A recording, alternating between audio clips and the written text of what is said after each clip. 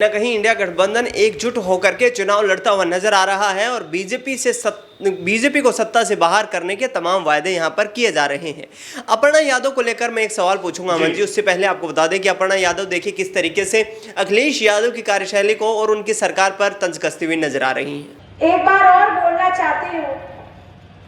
कि पहले यहाँ पर जो व्यक्ति थे बार बार कहते थे आदरणीय नेताजी से यानी मुलायम सिंह जी से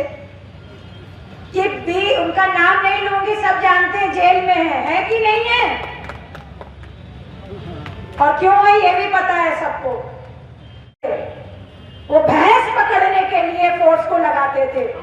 अब गुंडे पकड़ने के लिए महाराज जी ने फोर्स को रखा है और फोर्स का सही काम वही है कि गुंडों को पकड़ करके जेल में बंद कर देना। तो मैं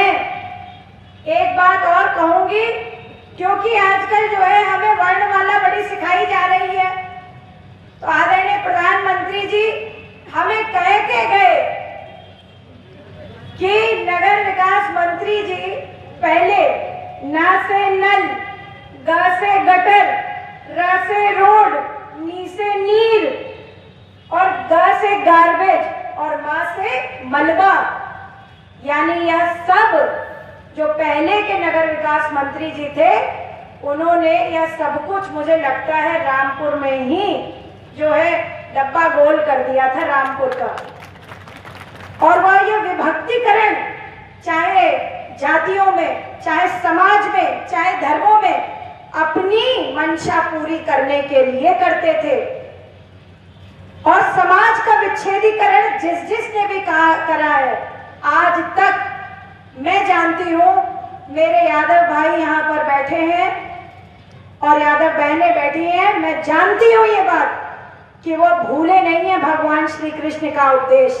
कि यदा यदा ही धर्मस्य ग्लानिर्भवति भारत अभ्युत्थानम् अधर्मस्य तदात्मानं सृजाम्यहम् परित्राणाय साधूनां विनाशकाय च दुष्कृतां धर्म संस्थापनार्थाय संभवामि युगे युगे। हमारे भगवान ठाकुर जी ने हमें यादवों को आशीर्वाद दे रखा है कि जब जब अधर्म होगा तब तक यादव धर्म के साथ खड़े होंगे। तो आपने देखा यहाँ पर अपर्णा यादव साफ तौर पर कहती नजर आ रही है कि उत्तर प्रदेश की पुलिस अखिलेश यादव की सरकार के ज़माने में भैंस चोरी हो जाने पर उसको खोजने में लग जाती थी, बल्कि अब जो गुंडे माफिया हैं उनको ठिकाने लगाने के लिए उत्तर प्रदेश पुलिस जो है तत्पर दिखाई दे रही है। ऐसे में अमन जी इस बयान के क्या मायने निकाले जाएं, क्योंकि एक तरफ मैनपुरी से चुनाव लड़ने पर वो अपनी नाराज़गी जताती हैं, कहती हैं कि परिवार के किसी सदस्य के खिलाफ मैं चुनाव नहीं लड़ूंगी, दूसरी तरफ अखिलेश यादव पर तंज कसती हुई नजर आती है। देखिए बिल्कुल, और अपर्णा यादव जिस तरह की बातें कह रही हैं, जाहिर बात है कि उनको उम्मीद है शायद अभी कि कहीं से कोई टिकट उनको मिल जाएगा, क्योंकि